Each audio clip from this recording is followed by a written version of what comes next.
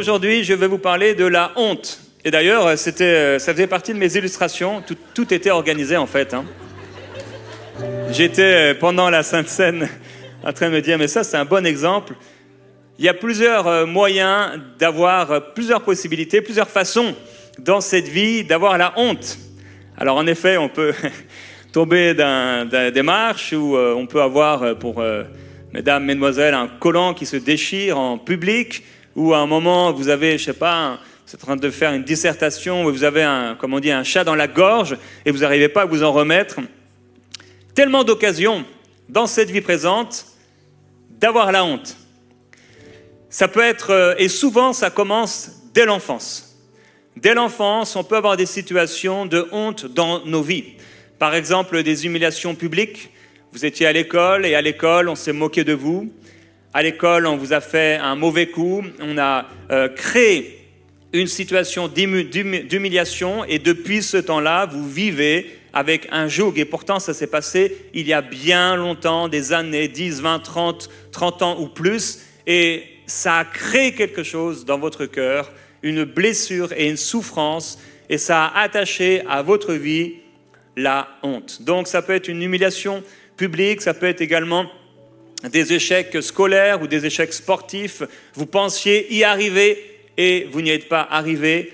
Votre famille, vos frères et vos sœurs réussissaient à l'école et vous ne réussissiez pas. Et non seulement vous ne réussissiez pas et vous étiez mal avec vous-même de ne pas pouvoir réussir, mais peut-être qu'un de vos parents se moquait de vous et vous humiliait parce que vous ne réussissez pas. Peut-être qu'un professeur vous disait que vous étiez un moins que rien. Et en fait, toutes ces choses ont créé dans votre cœur des souffrances et des blessures. Ça peut être un rejet social. Vous étiez dans votre enfance à l'école et à l'école, personne ne voulait vous parler. Il y avait un groupe et vous n'étiez pas du groupe. Vous avez été mis à l'écart. Peut-être ça, pendant un temps, vous aviez des amis, mais vos amis vous ont rejeté, se sont moqués de vous. Vous deviez manger tout seul à la table le midi pendant que les autres vous pointaient du doigt. Toutes ces choses causent dans les cœurs de ces enfants et peut-être de l'enfant que vous étiez de la souffrance. Ça peut être bien sûr également toute forme de violence, toute forme d'abus qui ont attaché à la vie de cet enfant et peut-être la vôtre alors que vous étiez enfant, la honte. Ça peut être également en grandissant dans l'adolescence ou dans la vie adulte, ça peut être même des échecs amoureux. Vous pensiez que ça n'a pas fonctionné, la personne vous a vraiment méprisé, a été extrêmement dure avec vous. Tout le monde l'a su, tout le monde l'a appris, peut-être même, malheureusement, dans l'époque dans laquelle nous sommes, on envoie toutes sortes de photos et on vous a vu dans une situation de honte. Toutes sortes de choses qui peuvent arriver et qui peuvent causer la honte dans notre vie. Ça peut être également des trahisons qui ont créé quelque chose en vous ou en grandissant peut-être des échecs professionnels. Tout le monde réussissait au travail, mais vous ne réussissiez pas. Bref, tellement d'occasions dans nos vies d'avoir honte. L'apparence physique, beaucoup de personnes vivent constamment toute leur vie avec une forme de honte attachée à leur apparence physique. Dieu les appelle à faire de grandes choses, mais simplement quelques kilos de trop, ou un bouton quelque part, ou des oreilles, ou un nez comme ils n'avaient pas voulu l'avoir, et quelque part, ils vivent avec une forme de honte. Peut-être personne ne voit ce qu'ils voient, mais eux le voient.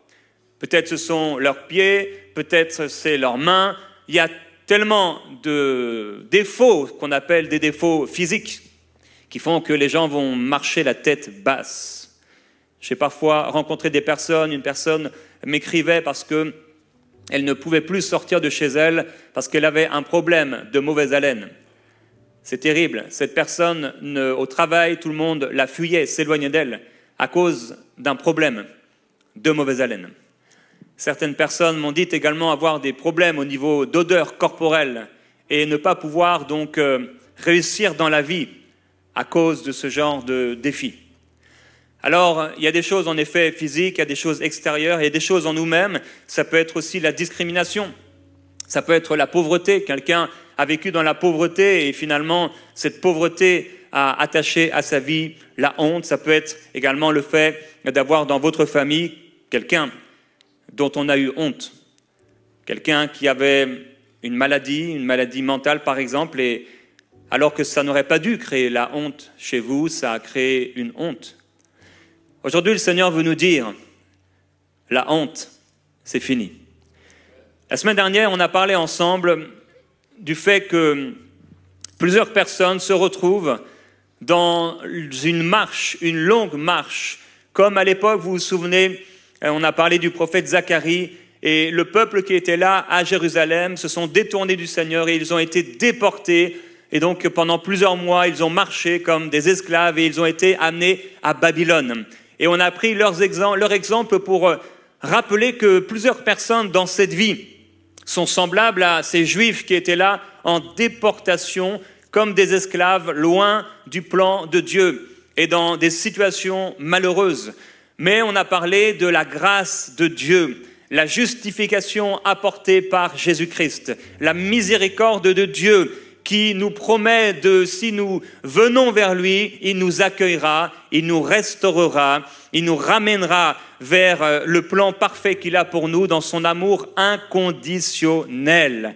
Et le chemin vers cela, on a dit que c'était le chemin de la repentance et de la foi, d'accepter la grâce de Dieu, la justification. Alors la bonne nouvelle, j'aimerais la rappeler, c'est que si vous appartenez au Seigneur Jésus-Christ, vous avez été justifiés. Dieu le Père vous voit maintenant à travers le Seigneur Jésus-Christ et vos vêtements sont blancs, plus blancs que la neige. On a rappelé cette promesse de Jérémie au chapitre 29. Dieu connaît les projets, les plans d'avenir, d'espérance qu'il a formés pour nous. Alors Dieu a des projets de paix écrits dans son livre. Et il nous a dit que si on revient à lui, il reviendra également à nous. Donc, je veux parler aujourd'hui de ces situations où cette honte, ce rejet, la désolation, la ruine qui peut s'attacher à quelqu'un. Dans le livre de Jérémie au chapitre 2, Dieu va se souvenir de l'amour que le peuple avait pour lui. Et ce peuple que le Seigneur avait fait sortir d'Égypte, on se souvient de cela. Il y avait le peuple d'Israël qui était esclave en Égypte et Dieu va faire intervenir Moïse, prophète de Dieu, pour les en faire sortir. Ils sortent de cette situation d'esclavage et ils sortent avec allégresse, avec joie, avec chant, avec reconnaissance, parce que Dieu les a libérés. Et Dieu va les faire entrer dans le pays de Canaan au bout d'un certain temps et ils vont dans ce pays manger les meilleures productions du pays. Ils vont être pleinement bénis et Dieu va les protéger avec puissance, avec force de leurs ennemis. Mais voilà que les années passent et vous savez, les années vont éprouver notre fidélité et notre amour pour Dieu. C'est une chose que de se faire baptiser d'eau et de prendre l'engagement de marcher avec Jésus. C'est une chose de dire comme Pierre, Seigneur, je t'aime, et plus que tous les autres, c'est une autre chose quand le temps et les situations difficiles viennent à notre rencontre sur le chemin de la vie. Et c'est là, avec le temps, qu'on voit la profondeur et la réalité de notre amour envers Dieu et de notre fidélité envers lui. Alors le peuple de Dieu, à l'époque de Jérémie, se sont détournés du Seigneur et se retrouvent dans le déshonneur, dans des situations de honte. Et le Seigneur leur dit, mais cela ne t'arrive-t-il pas, donc Jérémie chapitre 2, verset 17, cela ne t'arrive-t-il pas parce que tu as abandonné l'Éternel ton Dieu au moment où il te dirigeait dans la bonne voie. Voilà que le Seigneur était en train de les conduire, mais au moment même où le Seigneur était en train de les conduire vers ce qui est bon, vers sa volonté parfaite, les voilà qui s'éloignent du Seigneur et qui se retrouvent à nouveau dans le déshonneur. Dieu leur dit, ton infidélité te punira. Ce n'est pas Dieu qui nous punit, c'est le péché, la désobéissance que nous avons nous-mêmes semé qui nous punit. Dieu dit, ton infidélité te punira et tu sauras et tu verras que c'est une chose mauvaise et amère d'abandonner ton Dieu. Je crois que plusieurs personnes sont au milieu de nous ce matin et tu te retrouves dans cet auditorium, dans cette église, et tu as abandonné le Seigneur. Je ne sais pas combien de temps tu l'as abandonné, mais tu te retrouves comme ce peuple à l'époque du prophète Jérémie, et depuis ces années où tu as abandonné le Seigneur, tu as vécu une ruine. la désolation, la honte. Mais merci Seigneur, Dieu t'a attiré dans ce lieu afin d'ôter la honte, d'ôter cette honte de ta vie et de te faire entrer en Canaan, dans le plan parfait de paix et de joie qu'il a prévu pour toi. La parole de Dieu déclare que avant la ruine, le cœur de l'homme s'élève. Voyez-vous, un homme, chrétien ou non, peut commencer à s'enorgueillir des choses qu'il possède ou de la situation sociale qu'il a reçue. Quand le cœur de l'homme s'élève, c'est là que la ruine peut arriver. Certaines personnes se sont élevées, enorgueillies. On voit un exemple dans les Actes des Apôtres de cet homme, Hérode, qui est là, et les gens disent « mais c'est la voix d'un Dieu et c'est pas la voix d'un homme ». Et il est là, et il les salue comme un roi, un chef important, et tout à coup, à l'instant même, il est frappé et il meurt. Avant la ruine, le cœur de l'homme s'élève. Et parfois, on marchait avec Dieu, ou pas. Et notre cœur s'est enorgueilli, s'est élevé au point d'imaginer, de penser que quelque part, on pouvait faire les choses sans lui, qu'on n'avait pas besoin de lui. On était assez compétent, intelligent, on avait assez d'expérience pour ne pas avoir Dieu dans notre vie et ne pas avoir besoin de lui parler. J'ai rappelé ce matin dans le message audio que j'ai envoyé sur le groupe de l'église, donc comme je le fais chaque dimanche matin, pendant que vous vous préparez pour aller dans la maison de Dieu, vous avez un encouragement et je vous ai encouragé à pouvoir vous confier dans le Seigneur pour tous vos projets, même ceux qui paraissent peu importants, comme partir en vacances. Savoir reconnaître Dieu dans tous nos projets, parce qu'on a besoin de lui, c'est lui qui nous conduit et c'est lui qui nous dirige, parce qu'il peut mettre un feu vert ou il peut mettre un feu rouge. Il est Dieu et on veut être conduit par lui. Amen. Dans la Bible, on a aussi des situations de honte. Par exemple, un jour, à l'époque de Moïse, donc ce Moïse que Dieu avait envoyé pour délivrer le peuple, après l'avoir délivré, la sœur de Moïse, donc Myriam, avec Aaron, vont parler en mal de Moïse. Et Myriam va avoir une correction à cause de ce qu'elle avait semé en critiquant le serviteur de Dieu. Il n'y avait aucun homme qui soit semblable à lui dans son humilité. Et pourtant, elle a parlé, voilà, à la va-vite, et elle a reçu la lèpre. La voilà avec la lèpre. Et à l'époque, pour les Juifs, c'était vraiment la situation la plus terrible qui puisse arriver, la lèpre. La lèpre faisait de toi quelqu'un qui devait fuir les gens. Si tu devais vraiment aller dans un endroit et que tu croisais quelqu'un, tu devais crier « lépreux, lépreux, lépreux » parce que la lèpre pouvait se transmettre et la lèpre était une situation de honte. Alors quand les gens, même un roi un jour, s'est enorgueilli et a été frappé par la lèpre et il a dû s'éloigner du peuple de Dieu et vivre exclu. Beaucoup de personnes sont semblables à ces lépreux. Leur désobéissance, leur péché, leur choix de vie les ont amenés à vivre comme des lépreux, exclus.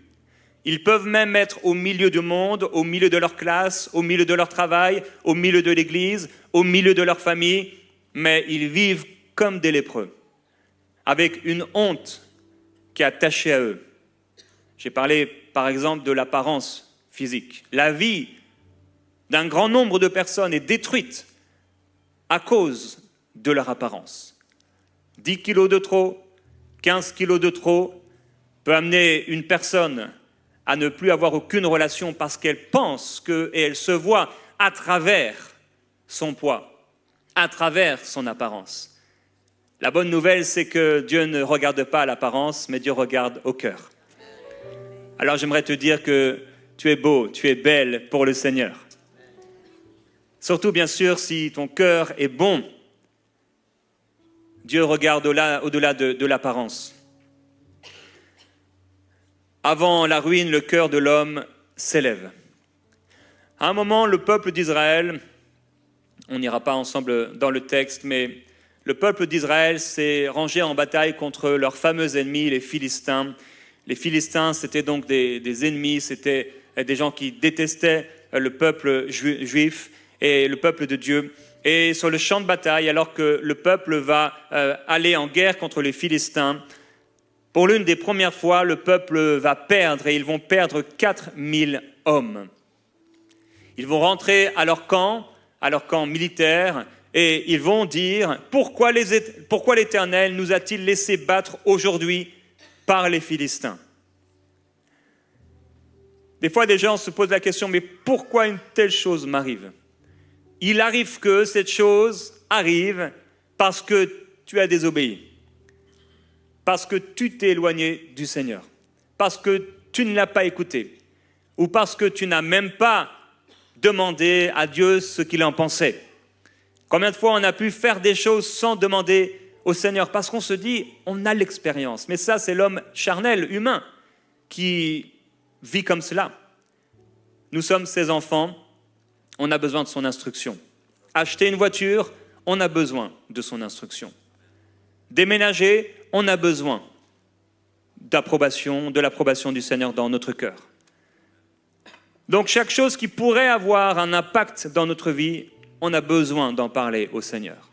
Et qu'est-ce qui va nous aider? Parce que certains pourraient dire, mais ça va nous demander de prier constamment. Oui, si tu pries chaque matin en te réveillant, eh bien tu auras l'occasion d'en parler au Seigneur. Confie-toi en l'Éternel de tout ton cœur et ne t'appuie pas sur ton intelligence, mais reconnais-le dans toutes tes voies et c'est lui qui aplanira ton sentier. Il te fera manger les meilleures productions du pays si tu te confies en lui. Alors ils ont dit, pourquoi l'Éternel nous a-t-il laissé battre aujourd'hui par les Philistins? Ils disent, allons chercher à Silo l'arche de l'Alliance. L'arche de l'Alliance, on se souvient que c'est vraiment, à l'époque, quelque chose d'extraordinaire. C'est la représentation de la gloire de Dieu, de la présence de Dieu. Et donc, ils vont amener l'arche de l'Alliance dans le camp. Et lorsqu'ils amènent l'arche de l'Alliance dans le camp, tout le peuple est en fête. Au point où même les Philistins ont peur. Ils ont peur parce qu'ils savent la puissance de l'arche de l'Alliance. Mais ils s'encouragent et ils se fortifient les uns et les autres. Et finalement, ils vont battre le peuple de Dieu et 30 000 hommes vont mourir et la défaite va être très grande. Pourquoi? À l'époque, ils étaient à l'époque du sacrificateur Élie. Il y avait parmi ses fils 2 hommes, parmi ses sacrificateurs 2 hommes qui faisaient toutes sortes de choses honteuses. Ils couchaient avec plusieurs femmes qui étaient là et qui se regroupaient à l'entrée de la tente de la rencontre. Ils volaient dans les offrandes, ils méprisaient Dieu. Et celui qui était à l'époque responsable du peuple de Dieu, eh bien, ne faisait rien. Et parce qu'ils ont désobéi au Seigneur, parce qu'ils ont méprisé le Seigneur, il leur est arrivé tout ce qui leur est arrivé. C'est toujours une mauvaise idée de mépriser Dieu. Si vous avez suivi un peu ce qui s'est passé dans ces Jeux Olympiques, la France a été très fière et très heureuse de représenter le repas du Seigneur à la scène avec des drag queens, etc. et situation de nudité ou presque nudité. Et la parole de Dieu déclare qu'ils sont fiers de ce qui fait leur honte. Ces choses ne sont pas nouvelles. Il n'y a pas vraiment de quoi être étonné. On sait dans quel temps nous sommes. Avant la ruine, le cœur de l'homme s'élève. C'est dangereux de mépriser le Tout-Puissant. Dieu est bon, il est amour, mais il est aussi un feu dévorant. Alors, parce que le peuple de Dieu a désobéi au Seigneur, il se retrouve dans cette situation. Et il y a des situations donc de désobéissance qui vont nous jeter dans la honte. Au fond du grand poisson avec Jonas. On se souvient de ce qui lui est arrivé. Le Seigneur l'appelle à aller à Ninive pour que cette ville que Dieu aime, parce qu'il est plein de compassion et Dieu est plein de compassion pour la France dont j'ai parlé et pour ces gens qui étaient là et qui se sont moqués de lui. Il est plein de compassion et il est plein d'amour. Et Dieu, dans sa compassion, va appeler Jonas a adressé un message de repentance pour Ninive, une ville qui s'était détournée du Seigneur.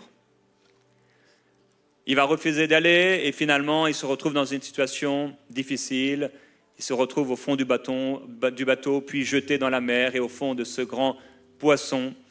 Et là, au fond de ce grand poisson, il prie et il se repent et dit « Seigneur, j'accomplirai les vœux que j'ai formulés ». Dieu veut parler avec clarté à quelqu'un aujourd'hui. Tu es dans cette situation de honte, tu es dans cette situation de désastre, mais si tu reviens pleinement au Seigneur, Dieu te rétablira. Voyez-vous, ils ont pris l'arche de l'Alliance parce qu'ils se sont dit « l'arche de l'Alliance peut nous amener le succès ». Quelqu'un peut vouloir revenir à Dieu ou peut vouloir prendre Dieu dans sa vie, mais il ne s'agit pas de prendre Dieu dans sa vie. Il ne s'agit pas de s'imaginer que parce que je vais à l'église, je vais réussir dans la vie. Parce que je vais à l'église, je vais vivre vraiment le 100% que Dieu a prévu pour moi. Comme quelqu'un a dit, si je vais dans une boulangerie, je ne deviens pas une baguette de pain. Si je vais dans un garage, je ne deviens pas une voiture. Si tu vas à l'église, tu ne deviens pas le meilleur des chrétiens. Et ça ne fait pas de toi quelqu'un qui obéit à Dieu. Non seulement on a besoin d'aller dans la maison de Dieu, à l'église, mais on a surtout besoin de bien écouter et de pouvoir mettre en pratique la parole. Mettons en pratique la parole de Dieu. Donc, Jonas va revenir à son engagement. J'accomplirai les vœux que j'ai formulés. Parce qu'il avait dit au Seigneur, cette prière ne nous est pas révélée, mais c'est ce qu'il dit dans le ventre du grand poisson. Certains ont pensé une baleine. Il dit, j'accomplirai les vœux que j'ai formulés. Quelqu'un ici a prié un jour. Seigneur, je te donne ma vie, je te suivrai. Et pendant un temps et depuis un certain temps, tu t'es éloigné du Seigneur. Peut-être tu es en train de revenir à Dieu. Et c'est une bonne chose. Continue. Mais n'imagine pas que c'est simplement le fait d'aller à l'église qui va amener Dieu à rétablir ta vie. C'est le fait que tu lui donnes tout ton cœur. Offre-lui tout ton cœur. Et suis-le. Ce n'est pas à lui de te suivre dans tes plans. C'est à toi de le suivre dans ses plans. Ce n'est pas nos plans. Ce n'est pas nos projets. Ce sont les siens. Les siens sont les meilleurs. Les meilleurs pour toi. Les meilleurs pour ton avenir. Dans le livre des psaumes, par 3 fois au chapitre 80, le psalmiste va dire « Ô Dieu, relève-nous, fais briller ta face et nous serons sauvés. Ô Dieu, relève-nous ». Quelqu'un ici a besoin de dire au Seigneur et a dit au Seigneur comme une prière qui peut-être ne s'est pas exprimée avec des mots, mais ton cœur a dit « Seigneur, relève-moi ». Peut-être par une situation de péché ou pas. Peut-être c'est les choses dont j'ai cité en introduction qui se sont attachées à toi. Tu n'étais pas responsable. Mais parce qu'on s'est moqué de toi, parce qu'on t'a trahi, parce que tu t'es retrouvé dans des situations de honte, parce que tu es tombé des marches, tu te retrouves dans une situation où ta vie est attachée à quelque chose. Tu ne pourrais plus mettre peut-être le doigt sur cette chose. Et si on faisait un petit travail avec toi, et je prie que le Saint-Esprit fasse ce travail en toi, tout à coup tu vas te souvenir de l'événement qui a marqué ta conscience et qui a attaché à ta vie comme une chaîne la honte. Ça t'a empêché de pouvoir te présenter dans un travail. Tu aurais voulu faire ce travail, mais tu te dis non, je suis nul. En réalité, tu n'étais pas nul. Mais cette chaîne qu'on a attachée à toi par cette blessure te fait croire que, comme un cordon ombilical rattaché à la honte, rattaché à un événement, et tu vis tous les jours de ta vie avec cette chaîne. Tu portes un boulet. Et tu ne sais plus, au bout de 5 ans, au bout de 10 ans, au bout de 15 ans, il est possible aussi qu'avec ce traumatisme, tu aies fait le choix inconsciemment d'oublier ce qui s'est passé. Mais je prie que le Saint-Esprit puisse te rappeler, non pour te faire souffrir, mais peut-être avec la souffrance du souvenir, te guérir, te libérer. Que le Seigneur te libère de la honte. Que le Seigneur te libère de ces paroles de malédiction, ces paroles de rejet, ces paroles de mépris qu'on a déposées dans ta vie dès ton enfance. Là où ceux qui devaient t'aimer ne t'ont pas aimé. Là où ceux qui devaient te prendre dans leurs bras ne t'ont pas pris dans leurs bras. Là où ceux qui devaient être fiers de toi et te récompenser se sont moqués de toi. Humiliés devant la famille. humilié devant tes amis, humilié par ton époux, humilié par tes parents. Tu as été humilié et depuis tu vis avec ce fardeau, cette chaîne. Tu ne sais plus d'où elle vient peut-être. Mais au nom du Seigneur Jésus-Christ, on va faire une prière aujourd'hui et le Seigneur va te libérer. Le Seigneur est celui qui brise les chaînes. Trop de gens vivent avec la honte. Trop de gens, c'est inconscient souvent, mais ça les a amenés à un caractère où ils aimeraient parler, ils ne réussissent pas à parler. Ils aimeraient manifester leur amour, mais ils ne réussissent pas à manifester leur amour. Ils aimeraient pouvoir régler des choses, mais ils n'arrivent pas à le faire. Parce que le diable a pris un malin plaisir à les écraser, vouloir les détruire. Le diable veut jeter les hommes dans la honte. En attaquant dès leur enfance leur vie, ou leur santé, leurs finances, leurs amitiés, leur situation sociale.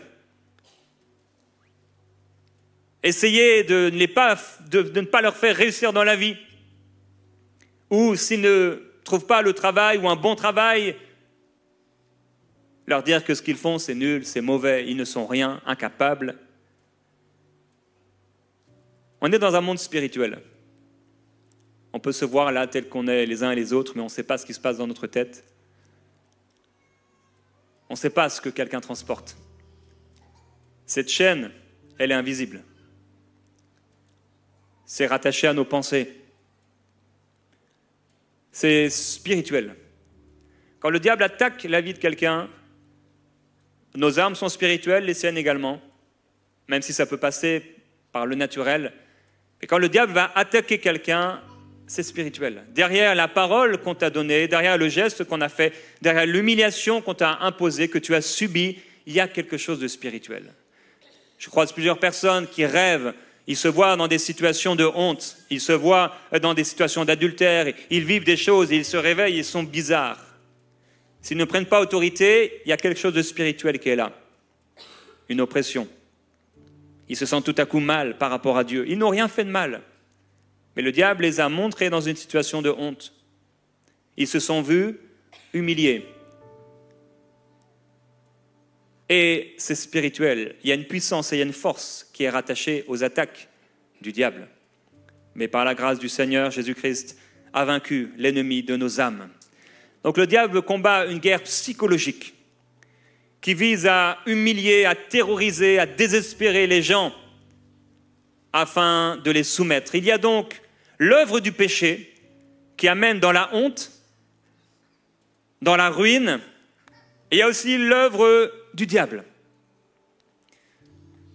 Et par rapport à l'œuvre du péché, Dieu dit dans le psaume 81, « Ô Israël, si seulement tu m'écoutais, si seulement mon peuple m'écoutait, si seulement Israël marchait dans mes voies, en un instant j'humilierais leurs ennemis, je tournerais ma main contre leurs adversaires.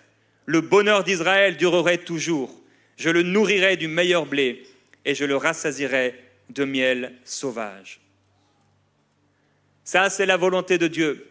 Il y a donc l'œuvre du péché et il y a aussi l'œuvre du diable. Mais grâce soit rendue à Jésus-Christ, qui nous donne la victoire en toutes choses. Quand Jésus est apparu, il a réalisé la prophétie d'Ésaïe. Il est écrit dans le livre de Matthieu, « Le peuple assis dans les ténèbres a vu une grande lumière. » Et sur ceux qui se trouvaient dans le pays de l'ombre de la mort, c'est l'ombre, le pays de l'ombre de la honte, l'ombre de la mort. Sur ceux qui étaient dans le pays de l'ombre de la mort, de l'ombre de la honte, une lumière s'est levée. Quelle est cette lumière? Jésus-Christ. Le peuple assis dans les ténèbres voit une grande lumière. Ésaïe a prophétisé ces choses des centaines d'années avant l'apparition du Seigneur Jésus-Christ. On a vu que Zacharie aussi a prophétisé la venue et les souffrances de Christ. Les prophètes ont tous prophétisé concernant l'apparition du Seigneur Jésus-Christ, ses souffrances, mais également sa puissance et sa victoire. Et la victoire qu'il accorderait à ceux qui croiraient en lui. Le Messie nous accorde la victoire. Le Messie Jésus-Christ est cette lumière qui se lève sur tous ceux qui sont dans les ténèbres et qui ont besoin, dans leurs ténèbres, de recevoir la vie. Au lieu de la mort, la vie. Au lieu de la honte, la fierté, la joie d'appartenir au Seigneur Jésus-Christ. En effet, le salaire du péché, c'est la mort. C'est la honte. C'est la tristesse, c'est la désolation, c'est la ruine.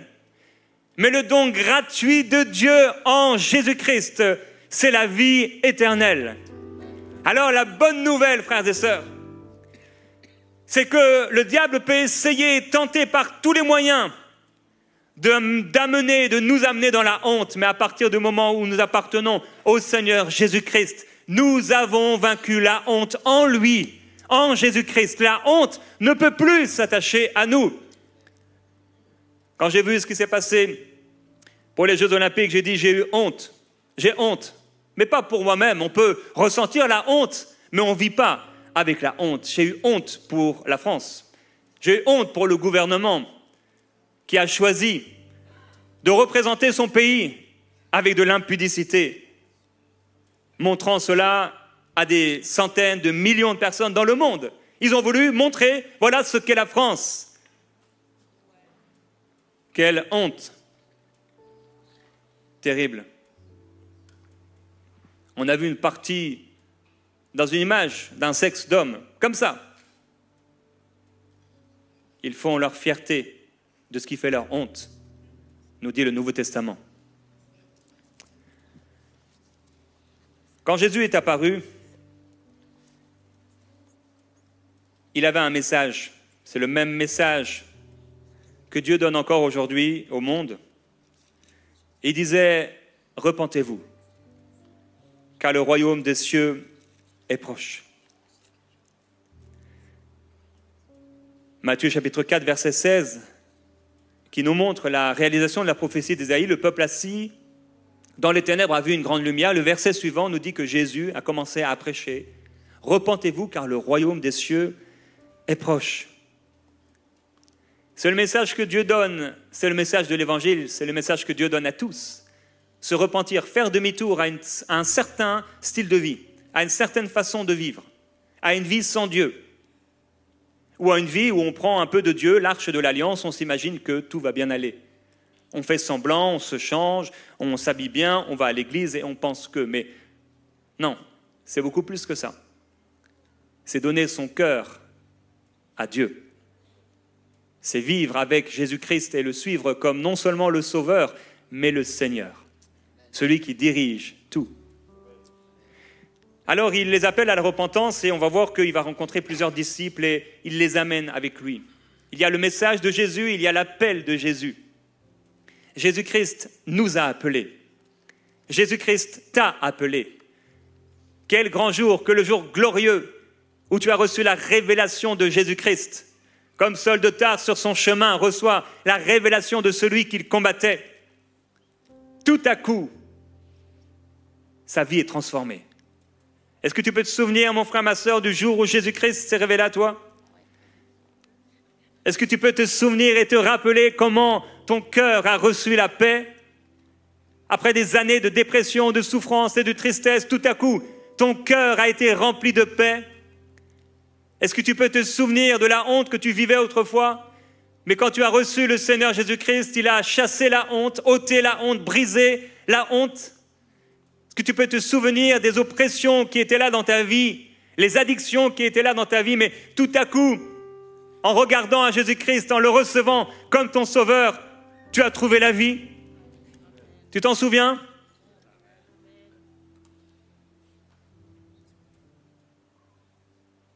Amen. Vous vous en souvenez vraiment ?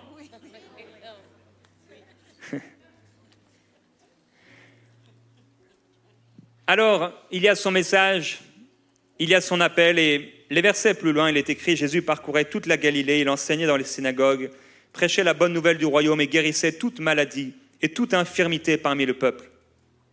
Sa renommée se répandit dans toute la Syrie, on lui amenait tous ceux qui souffraient de maladies et de douleurs diverses, des démoniaques, des lunatiques, des paralytiques et il les guérit, et de grandes foules le suivirent partout. Jésus-Christ est celui qui libère de toute souffrance, de toute maladie, de tout traumatisme, de toute honte. Et tu peux te dire, mais moi, voilà, je suis chrétien. Mais il est possible qu'il y ait quand même une situation dans ta vie de honte. Ce sont ces petites pensées qui viennent de comparaison. Tu te compares avec les autres. Ce sont des pensées qui viennent pour t'amener dans la honte. Et la honte prend plusieurs formes. Mais il s'est passé quelque chose pour nous à travers l'œuvre de Jésus-Christ. Le livre de Romains, chapitre 8, au verset 1, nous dit et nous donne cette bonne nouvelle. Il n'y a donc maintenant plus aucune condamnation pour ceux qui sont en Jésus-Christ. La réalité, c'est qu'on peut tomber d'un escalier, déchirer son collant en public, ne pas réussir à parler à un moment parce que pris dans le stress. On peut échouer un examen, avoir un problème et une situation de honte et ne pas avoir honte. Je ne sais pas quelles sont les pires hontes, les pires peurs, les pires phobies des gens. Peut-être avoir un morceau de papier toilette qui est là derrière ton pantalon et tu marches devant les gens.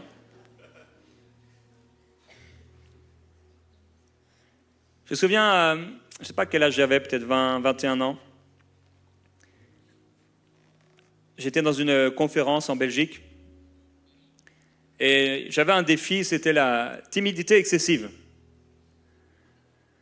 Toute mon enfance, mon adolescence, c'était compliqué. Si je devais parler en public, je préférais avoir 0 que de devoir parler dans la classe. Et le Seigneur m'appelle à prêcher. Et quand il m'appelle à prêcher, il me donne la grâce qui va avec. Ça allait bien. Mais j'étais un peu bloqué. Et dans cette conférence, je me souviens, ça a duré 2-3 jours. D'ailleurs, par la grâce du Seigneur, on va faire quelque chose pour les jeunes avant la fin de l'année. Une bonne retraite de 2-3 jours. Amen. Ça va être bon. Et là, le Seigneur m'amène et m'inspire à prêcher sur la timidité. Et je sais qu'au moment où je vais prêcher sur la timidité, je vais rougir. Et voilà que je commence à prêcher et que le Seigneur nous libère de la timidité, qu'on ne peut pas vivre sous ce joug. Et pendant que je prêche cela, je deviens rouge, et tout rouge. Et je dis, vous voyez, je deviens tout rouge là, mais je n'en ai rien à faire. Le Seigneur m'a libéré de la honte. Et en fait, ce jour-là, ce problème a été réglé. Mon frère, ma sœur, regarde le géant, ton géant, bien en face, et dis-lui, c'est terminé. Il n'y a plus aucune condamnation pour celui qui est en Jésus-Christ. Alors parfois dans la vie, ça peut encore m'arriver de rougir, il n'y a pas de souci. Il n'y a pas de problème. Le Seigneur m'a libéré de la honte. Le Seigneur t'a libéré de la honte. Même si tu n'as pas réussi comme tu aurais voulu, même si tu n'as pas l'argent que tu aurais voulu, pour toi, c'est ne pas avoir d'argent, c'est avoir honte. Alors si c'est avoir honte, débarrasse-toi de la honte. Parce que bien des serviteurs de Dieu n'ont pas eu beaucoup d'argent, mais une couronne extraordinaire et l'approbation du Père, l'approbation de Dieu. Il ne s'agit pas de ce que les hommes considèrent, il ne s'agit pas d'avoir une grande maison et d'avoir des belles voitures et d'avoir des bons vêtements. Dieu est bon, il peut nous donner ces choses. Mais ce qui est important, c'est le regard du Père. Ce Père qui dit qu'à cause de Jésus-Christ, grâce à Jésus-Christ, il n'y a plus aucune condamnation sur toi. Il n'y a plus aucune honte sur toi. Jésus te débarrasse de la honte. Jésus est celui qui te libère de la honte. Paul dit, vous n'avez pas reçu un esprit de servitude pour être encore dans la crainte, mais vous avez reçu un esprit d'adoption par lequel nous crions « Abba, Père ». Auparavant, tu ne pouvais même pas parler, alors n'imagine même pas crier. Mais Paul nous révèle qu'on a reçu l'Esprit de Dieu et l'Esprit de Dieu en nous amène à pousser des cris. Voilà pourquoi quelqu'un qui était timide, quelqu'un qui était réservé, quelqu'un qui avait un peu de la honte, quand il commence à s'approcher du Seigneur, son visage est rayonnant de joie. Et il n'a plus à avoir honte. Il n'a plus à rougir. Parce qu'en regardant à ce que Jésus-Christ a accompli, on a le meilleur avec nous. Oui, Jésus est là dans le bateau.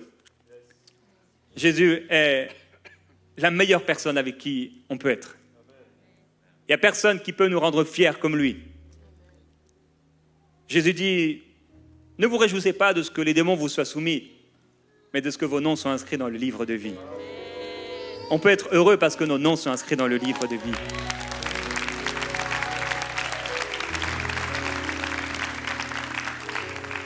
On peut être heureux parce que Jésus est notre ami. Il est de notre côté. Il est avec nous. Il nous a aimés. Il a enlevé la honte. Alors, ces quelques kilos de trop, ne les considère plus. Tu peux vouloir changer quelque chose dans ta vie, mais que cela ne soit pas rattaché à une honte. La honte, Jésus l'a ôtée. La honte, Jésus l'a prise sur lui. En réalité, la honte du monde entier est tombée sur lui. Et c'est par ces meurtrissures que nous avons été guéris. Non seulement physiquement, mais aussi émotionnellement, psychiquement, psychologiquement. On a été guéris. Il nous a libérés. Il nous a guéris. Il est écrit dans Ésaïe, il détruira la mort par sa victoire. Et le Seigneur essuiera les larmes dessus tous les visages. Et il fera disparaître le déshonneur, la honte, l'insulte, l'outrage de son peuple. C'est arrivé à la croix. À la croix, il a essuyé nos larmes. Combien de personnes pleuraient, mais en recevant ce que Jésus-Christ a accompli à la croix, les larmes ne sont plus. C'est pourquoi le psalmiste dit, « Tu as changé mon deuil en allégresse. » Dieu te fait oublier la honte. Il ne te le fait pas la dissimuler au fond du sable, creuser dans un trou, non. Il te libère de cela, il te purifie de cela. La honte ne sera plus ton partage. Le sang de Christ nous a rachetés et a purifié nos consciences des œuvres mortes. Il a purifié nos cœurs. Il a purifié nos pensées par rapport à la honte. Mon frère, ma sœur, refuse la honte. Dieu dit, écoutez-moi, vous qui connaissez la justice, ne craignez pas l'opprobre, qui veut dire la honte des hommes. Et encore dans Ésaïe, ne crains pas, car tu ne seras pas confondu. Ne rougis pas, car tu ne seras pas déshonoré, mais tu oublieras la honte de ta jeunesse, toutes les hontes dont j'ai pu parler, et tu ne te souviendras plus de la honte de ton veuvage. Dieu est en train de dire, du début jusqu'à la fin de ta vie, j'enlève la honte. J'enlève ta honte passée, j'enlève ta honte présente. Le Seigneur enlève la honte. Ce boulet, cette chaîne que tu portais, que tu transportais, le Seigneur Jésus-Christ vient la briser aujourd'hui. Il vient détruire cette chaîne par sa puissance. Il vient détruire la chaîne de la honte, les chaînes de la honte, les chaînes de la ruine, les chaînes de la désolation. J'aimerais qu'on puisse prier. Dans ta vie, l'Esprit du Seigneur Jésus-Christ est là. Et il veut libérer son peuple de la honte. Il veut que tu puisses goûter, vivre et demeurer dans la glorieuse liberté des enfants de Dieu. Demande au Seigneur que toute forme de honte soit détachée de moi.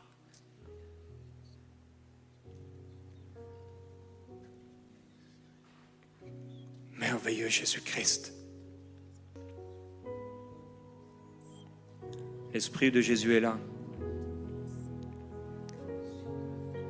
Père, je te demande maintenant, sois conscient de la présence de Dieu, mon frère, ma sœur. Le Seigneur va libérer. Et il y a des jougs qui vont être détruits en cet instant. Saint-Esprit, nous accueillons ta présence. Nous accueillons ton ministère.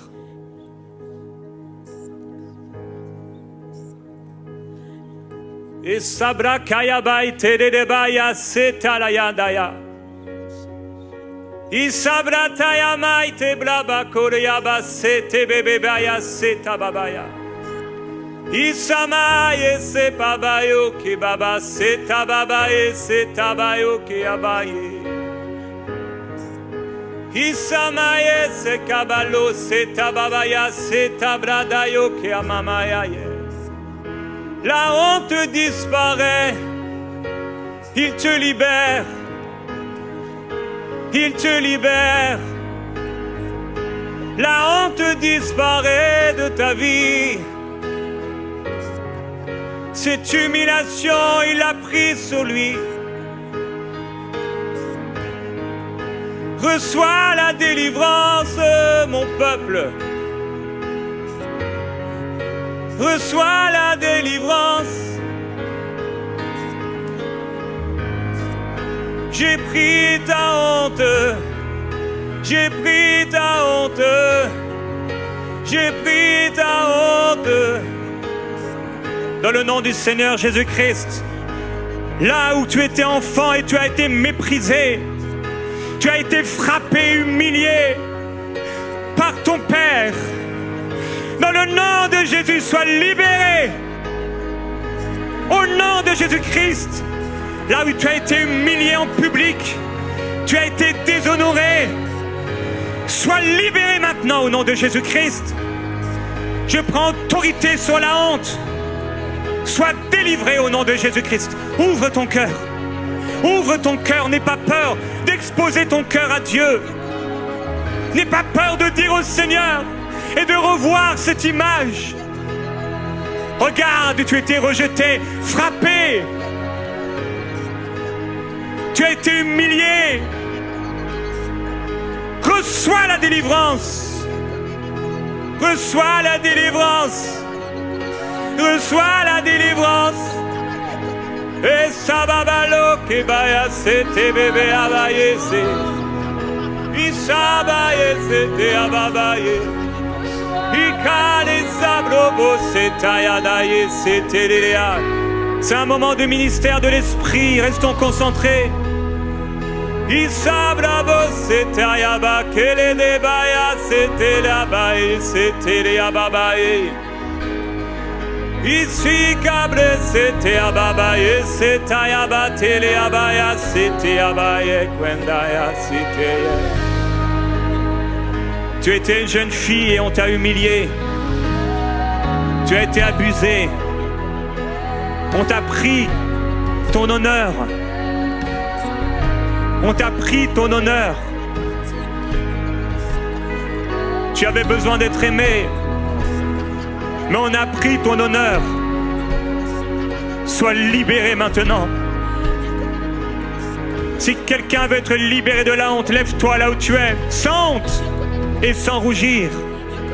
Et reçois ce midi la délivrance de la part du Seigneur Jésus-Christ. Lève-toi sans honte. Que ce soit une honte qui dure, que ce soit une honte pour un moment, que ce soit une pensée de honte qui revient, ou que tu vives dans la honte, que ce soit une parole, un geste, une humiliation subie, que ce soit ta désobéissance même qui t'a amené. Sois libéré, n'aie pas honte. C'est le moment où tu dois briser l'intimidation. Tu dois briser cela et regarder en face. Regarder en face cette honte. Et dire au Seigneur, aujourd'hui, je suis libéré en Jésus-Christ. Je prends autorité au nom de Jésus-Christ sur tout esprit de honte.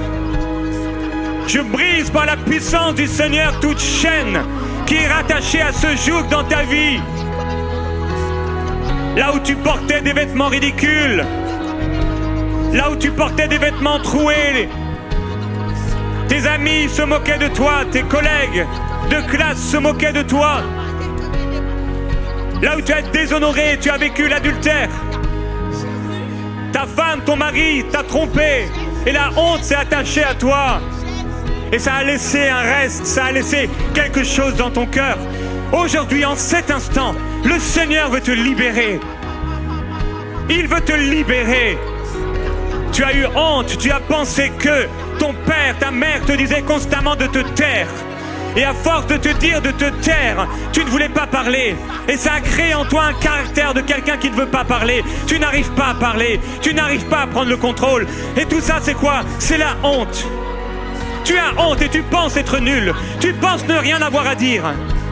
Tu penses ne rien valoir.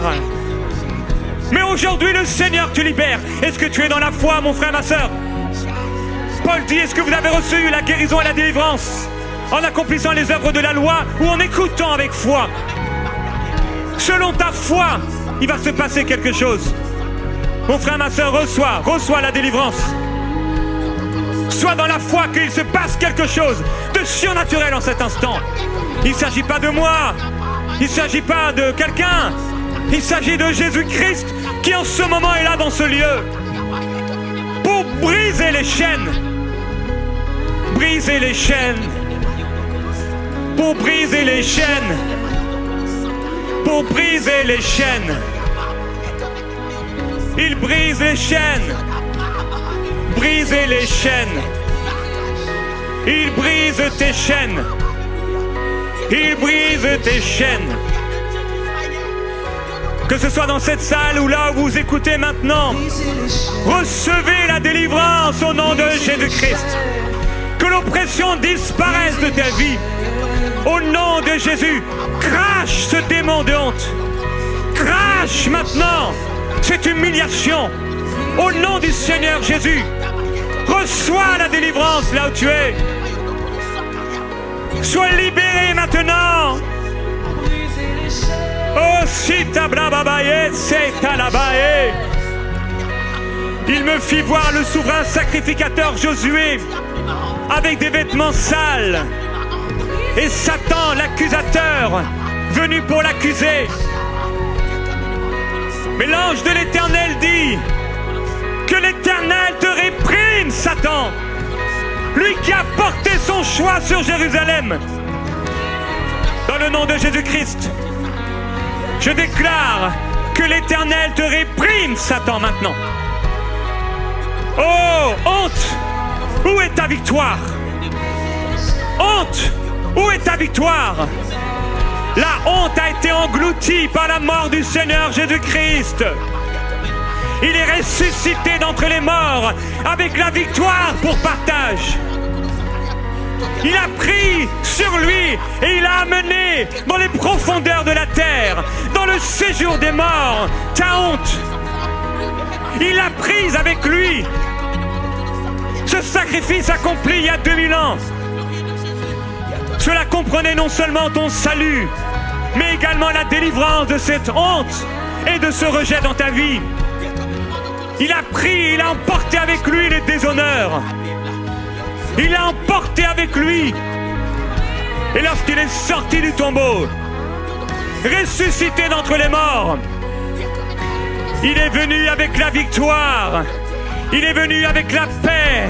Et il a déclaré aux disciples qui avaient peur, recevez ma paix. Recevez ma paix. En cet instant, reçois la paix du Seigneur. Il dit que l'Éternel te réprime, Satan. Et on mit sur sa tête un turban pur. Et on lui donna une tunique pure. Au nom de Jésus-Christ, j'enlève de ta tête tout ce qui a pu être posé sur elle. J'enlève de ton âme au nom du Seigneur Jésus-Christ toutes les paroles de malédiction et de mépris que tu as reçues dans ta vie.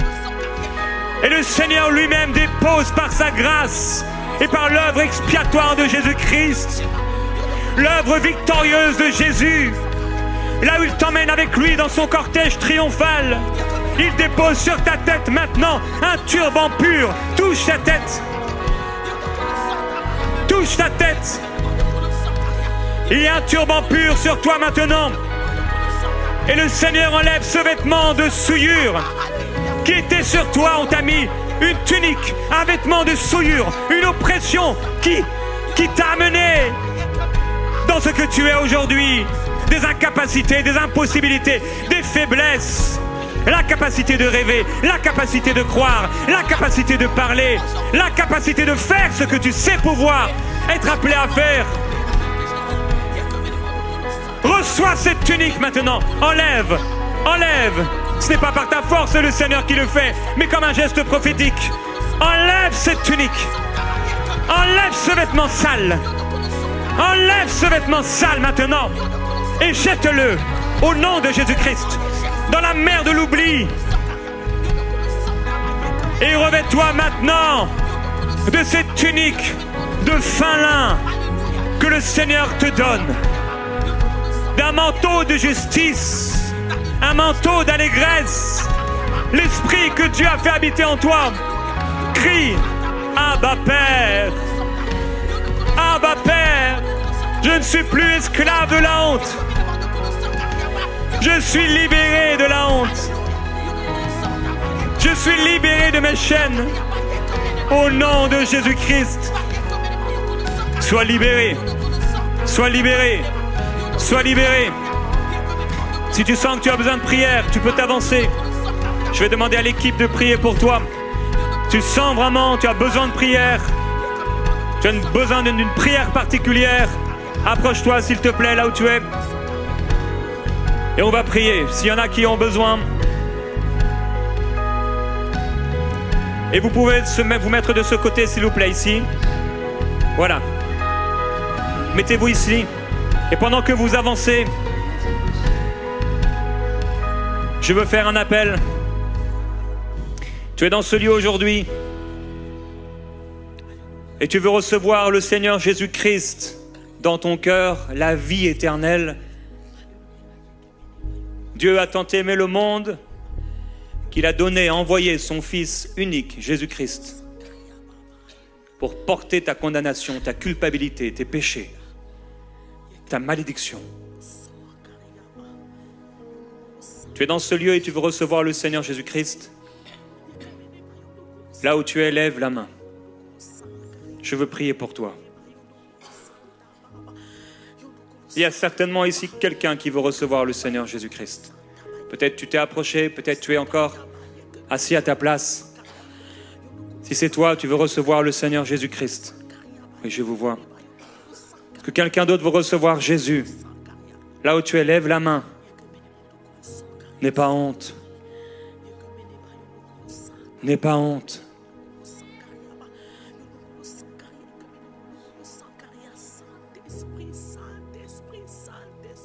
N'aie pas honte. Encore un instant, tu es là, tu veux recevoir Jésus-Christ. Lève la main. Alléluia, merci Seigneur. Chantal, tu peux aller voir la dame là-bas. Alors que vous êtes approchés, je vais demander à l'équipe, s'il vous plaît, on va prier.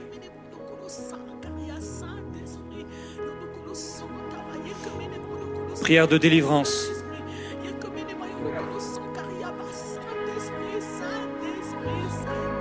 C'est une imposition des mains ou une parole.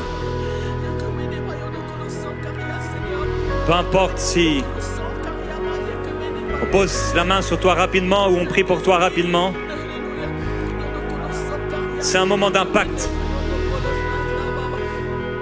Un moment d'impact. Où le ciel descend sur la terre. Où la puissance de Dieu descend dans ta vie. Et frères et sœurs, vous qui êtes encore assis à vos places, je vous encourage s'il vous plaît, priez. Priez, c'est un moment pour prier. Pour prier pour ceux qui sont avancés. Et ceux qui souhaiteraient encore s'avancer, vous pouvez le faire. Afin qu'ils vivent une délivrance complète. Une libération totale. Et aussi ceux qui sont restés debout dans la salle. Priez pour eux. N'allez pas leur imposer les mains, mais à votre place, priez pour eux, s'il vous plaît. Est-ce qu'il y a des hommes et des femmes de prière? C'est le moment de prier. Devenez participants de ce que Dieu est en train de faire. Encore quelques instants. On va terminer dans quelques minutes, mais c'est important ce que Dieu est en train de faire. Aussi kabraye seta babaye setai. Soyons tous dans une atmosphère de prière, s'il vous plaît. Élevez la voix là où vous êtes. Dites au Seigneur, libère, étends ta main, remplis-les, Seigneur, libère-les, touche-les, que les esprits soient chassés au nom de Jésus-Christ. Ici bratei, kiriraye, sataraye, ici tabraye, libre au nom de Jésus, libre de la tête aux pieds, dans le nom du Seigneur Jésus-Christ. J'ordonne à toute oppression de quitter sa vie maintenant, libre, dehors au nom de Jésus. Esprit mauvais, lâche sa vie maintenant, dehors, sors,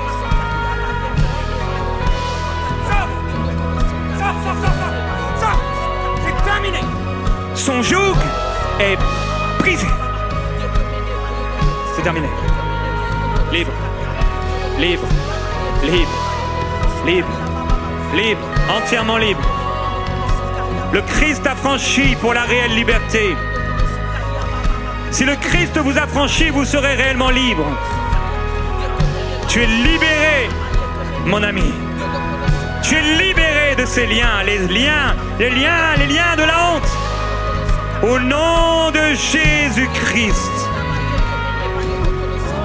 Je vois des personnes devenir adultes et délaisser l'enfant blessé. Au nom de Jésus. Au nom de Jésus-Christ. Alléluia, oui. Seigneur, merci, tu libères, tu libères, tu libères. Et si cabradala de CTDDA. Alors que vous êtes avancés, ressentez la présence de Jésus. Recevez la présence de Jésus. Concentrez-vous sur la présence de Jésus-Christ. Et recevez la délivrance. Et si kabraye, si tabaye, tete ababaye, setaya tele taya daye. Isetaya bele tele ababaye. Tu as l'impression qu'on t'a mis comme une camisole de force, comme un vêtement trop étroit depuis trop longtemps. Tu as l'impression d'être comme asphyxié. Tu as l'impression qu'il y a quelque chose de tellement plus grand, mais tu te sens compressé, oppressé, limité. Mais aujourd'hui, le Seigneur te libère entièrement et te donne un large vêtement. Eiklidalalo seterea, ibrasiti lila maile, lukobrasitiam. Toute parole de malédiction est brisée. Toute parole de rejet est brisée. Dans le nom glorieux de Jésus-Christ, celui qui libère, celui qui dans son amour libère, et celui qui frappait de son marteau le dos des hommes, des femmes. Jésus-Christ vient briser le marteau qui frappait ton dos. Le Seigneur te libère et aujourd'hui, une saison nouvelle se lève dans ta vie. Tu es libéré.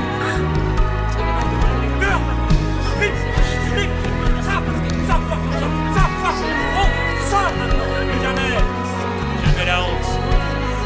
Plus jamais la honte. Plus jamais la honte. Un diadème, une couronne de justice. Une couronne de justice. Le Seigneur libère de la honte, car il est bon et il est rempli de miséricorde.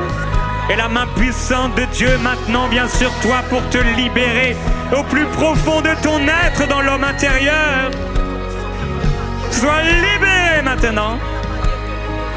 J'arrache de ta vie au nom de Jésus ce qui a été semé dans la honte.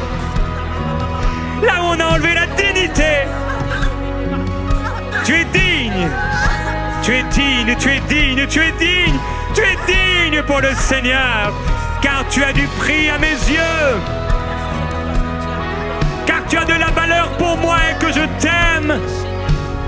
J'ai donné mon fils à ta place. Reçois la délivrance. Là où vous vous êtes approchés, si quelqu'un a besoin de pardonner à celui qui lui a fait du mal, pardonne. Dis-le avec ta bouche. Je pardonne. Je pardonne cette personne. Dis son prénom. Je le pardonne. Même s'il ne méritait pas. Je pardonne comme il m'a été pardonné. Là où tu t'es approché, pardonne maintenant cette personne. Pardonne, pardonne, pardonne. Pardonne cet homme. Pardonne cette femme. Pardonne. Pardonne. Au nom de Jésus-Christ. Jésus, Jésus, Jésus, Jésus, Jésus. Tu as changé mon deuil en allégresse. Tu as changé mon deuil en allégresse. Tu as changé mon deuil en allégresse. Le diable est un menteur. Menteur depuis le commencement. Menteur depuis le commencement. Il change la grâce de Dieu en dissolution. Mais il change aussi l'image de ce que Dieu a fait de nous. En pauvreté. En faiblesse. Mais le Seigneur te libère. Ouvre les yeux des cœurs, Jésus-Christ, afin qu'ils puissent voir la gloire que tu as déposée sur eux. La gloire sur eux. La gloire sur eux. La gloire sur eux. La gloire sur eux. La gloire sur eux. Je leur donnerai la gloire au lieu de la honte. Et un vêtement de louange au lieu d'un esprit abattu. La gloire descend sur toi. Aujourd'hui, es-tu prêt? Es-tu prête à vivre vraiment pour moi? Il ne s'agit pas d'amener l'arche de l'Alliance dans ta vie. Il s'agit de me donner ton cœur et ta vie. Reviens à moi et je reviendrai à toi. Approche-toi de moi et je m'approcherai de toi. Je serai fidèle. Et j'ai été fidèle, même quand tu m'as été infidèle, dit le Seigneur, car je t'ai aimé dans l'amour éternel. Reçois l'amour et la compassion de Dieu et sois libéré du mensonge de l'ennemi. Au nom de Jésus, au nom de Jésus-Christ, frères et sœurs, continuez de prier. C'est l'opportunité de prier, de mettre votre foi en action.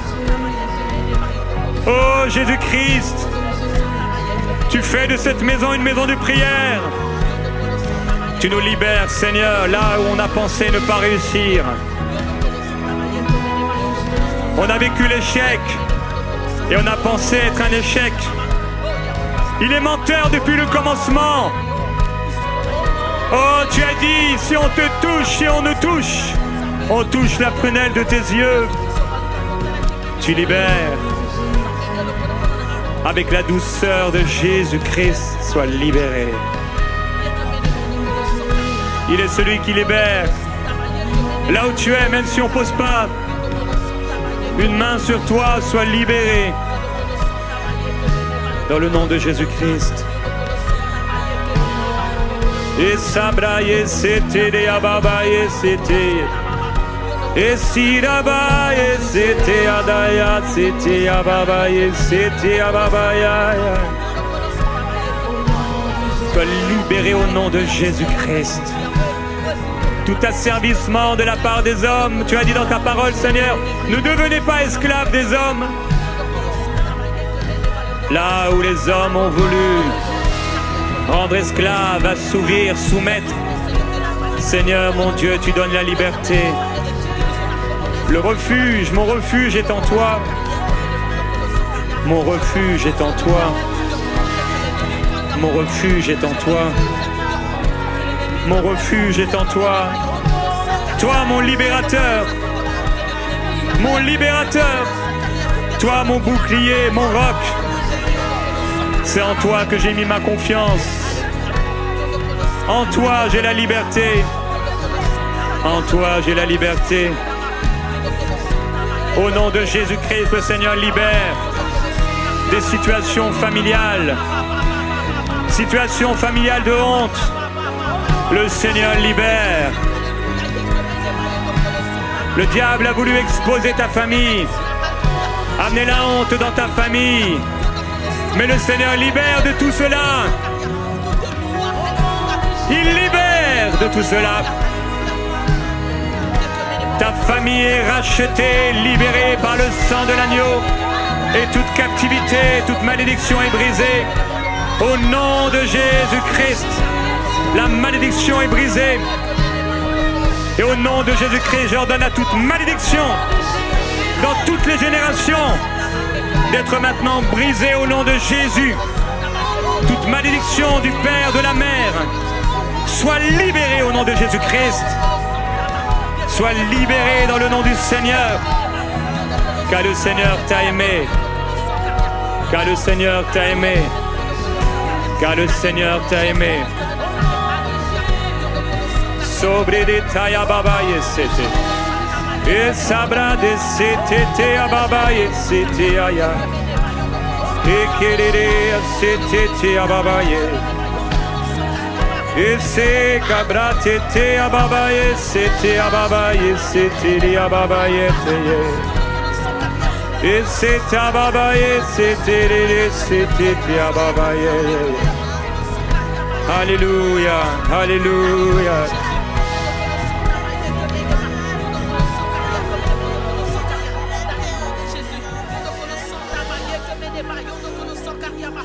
Le roi David va dire: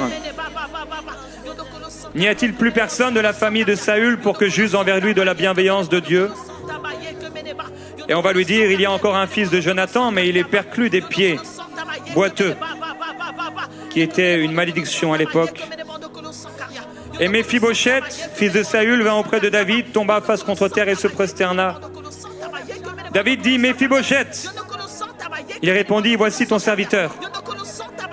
David lui dit: sois sans crainte, pour sûr, je vais user de bienveillance envers toi à cause de ton père Jonathan.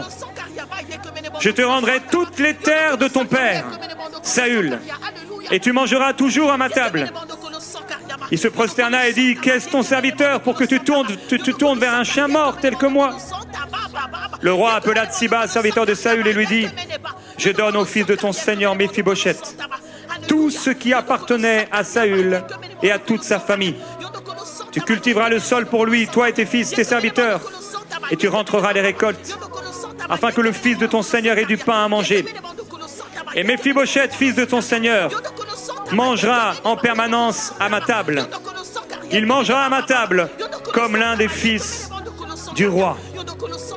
Père, je veux te glorifier et te remercier parce que nous étions comme Méphibosheth, boiteux de nature, pécheurs de nature. Mais la malédiction est tombée sur Jésus-Christ, notre Seigneur. Et à cause, grâce à Jésus-Christ, nous pouvons manger tous les jours à ta table. Comme le Fils prodigue. Manger à la table du Père. Être habillé d'habits précieux, revêtu d'habits précieux. L'alliance à notre doigt de fidélité et la couronne à notre tête. Père, c'est ce que je déclare au nom de Jésus-Christ. Sur chaque personne, ils ont été justifiés et la honte les a quittés. Car tu les aimes. Je te glorifie, Seigneur. Amen. Amen. Gloire à Dieu. Gloire au Seigneur. Gloire au Seigneur.